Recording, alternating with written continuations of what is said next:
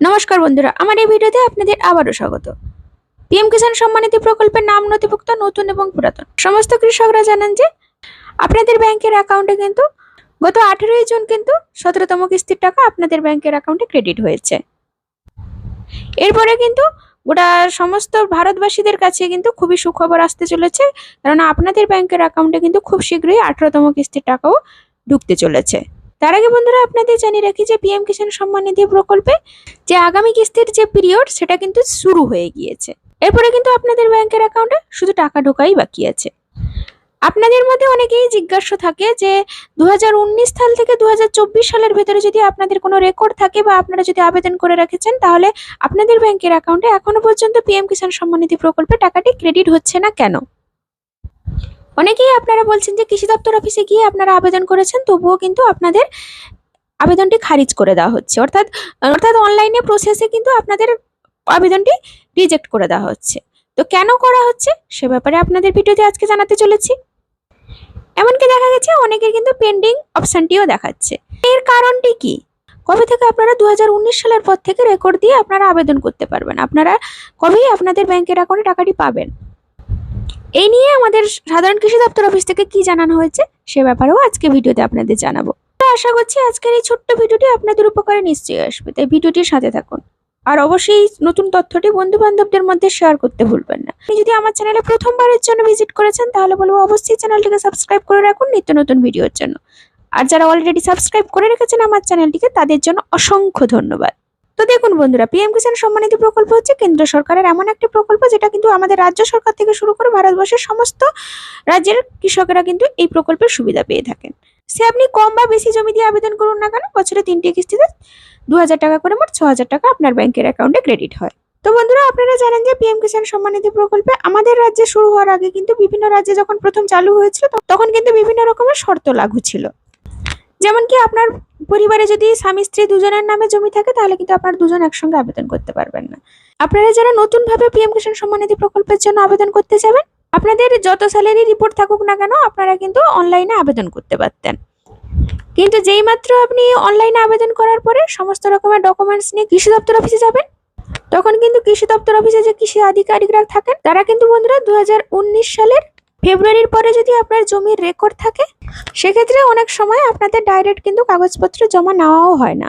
এমনকি যদি আপনি জমাও দিয়ে দেন, তাহলে কিন্তু আপনার সেই আবেদনটি রিজেক্টও করে দেওয়া হয়, হয়তো অনেকের আবার পেন্ডিংও হয়ে যায়। বন্ধুরা, যখনই আপনারা দেখছেন যে পিএম কিষাণ সম্মান নিধি প্রকল্পে আপনার আবেদনগুলি পেন্ডিং হয়ে পড়ে আছে, ক্ষেত্রে আপনারা যদি আপনাদের লোকাল কৃষি দপ্তর অফিসে গিয়ে যোগাযোগ করেন, দেখেন যদি আপনার 2019 সালের ফেব্রুয়ারি মাসের পরে যদি আপনার জমির রেকর্ডটি থাকে, তাহলে কিন্তু আপনার এই জন্যই পেন্ডিং হয়ে আছে। এই জন্যই কিন্তু আপনি পিএম কিষাণ সম্মান নিধি প্রকল্পের সুবিধাটি এখন অবধি পাচ্ছেন না। এই জন্য কিন্তু আপনি যদি আবেদনও করেন, সে আবেদন কিন্তু খারিজ করে দেওয়া হচ্ছে। তবে এই কথাটাই আমার মন গড়া কথা নয়, এটা কিন্তু কৃষি দপ্তর অফিস থেকেই জানানো হয়েছে। এমনকি আপনারা অফিসিয়াল ওয়েবসাইটে গেলেও নিজেও দেখতে পাবেন যে এই কথাটি ঠিক কি ভুল। তো বন্ধুরা, আপনারা চলুন প্রথমেই আমরা পিএম কিষাণ সম্মান নিধি প্রকল্পের ওয়েবসাইটে প্রথমে চলে যাব। একটু আপনি নিচের দিকে স্ক্রল ডাউন করবেন। নিচের দিকে স্ক্রল ডাউন করলে দেখবেন যে FAQ বলে একটি অপশন আছে। এবারে এর ফুল ফর্মটি হচ্ছে ফ্রিকুয়েন্টলি আস্ক কোশ্চেন। ওই অপশনটিতে ক্লিক করার সাথে সাথেই কিন্তু আপনার একটা পেজ ওপেন হবে। পেজটিতে একটা PDF আপনাকে ডাউনলোড করতে বলবে। তো PDFটি আপনি ডাউনলোড করে নেবেন।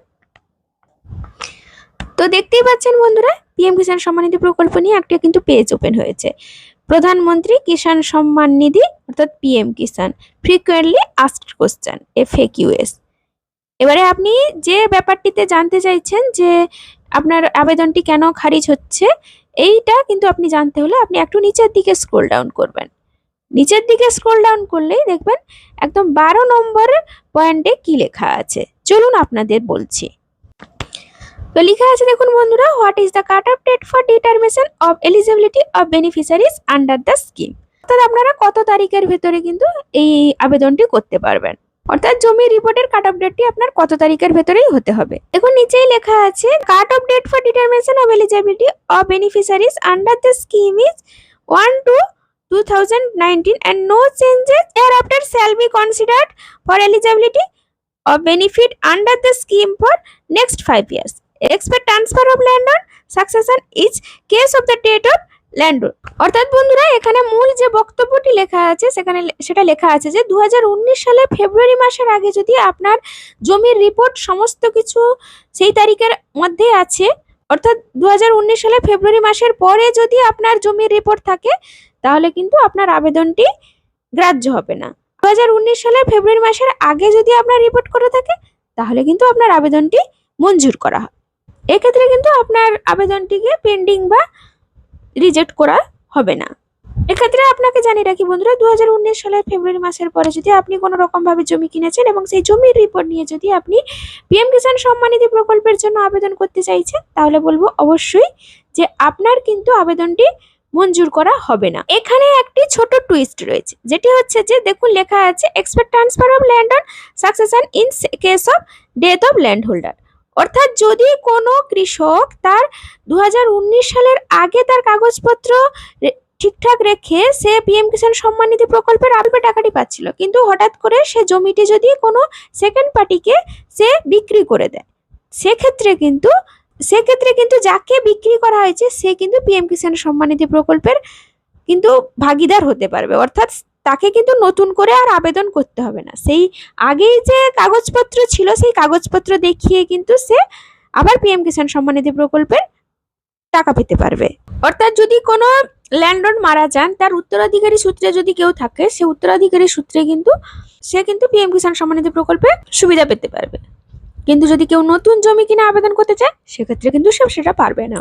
তবে যেটি কৃষি দপ্তর অফিস থেকে খবর পাওয়া গেছে যে যারা 2019 সালের পর থেকে রেকর্ড বের করেছিলেন তারা কিন্তু সমস্ত রকমের নথিপত্র নিয়ে আবার যদি আপনি আবেদন করেন তাহলে কিন্তু আপনি আবার পিএম কিষাণ সম্মান নিধি প্রকল্পের টাকা পেতে পারবেন। তবে বন্ধুরা এখন থেকে কিন্তু কোনো রকম ভাবে আবেদন করা হচ্ছে না। 2025 সালের ফেব্রুয়ারি মাসের পর থেকে পিএম কিষাণ সম্মান নিধি প্রকল্পের জন্য কিন্তু আবার আবেদন করা যাবে। আশা করি বন্ধুরা আজকের এই ভিডিওটি আপনাদের নিশ্চয়ই উপকারে আসবে। কেন পিএম কিষাণ সম্মান নিধি প্রকল্পে আপনারা এখনো অবধি টাকা পাচ্ছিলেন না সে ব্যাপারে আপনাদের ধারণাটিও মিটলো। তো বন্ধুরা আজকের ভিডিওটি এই পর্যন্ত। যদি ভিডিওটি ভালো লাগে অবশ্যই কিন্তু একটি ছোট্ট লাইক দিয়ে চ্যানেলটিকে অবশ্যই সাপোর্ট করবেন। ধন্যবাদ।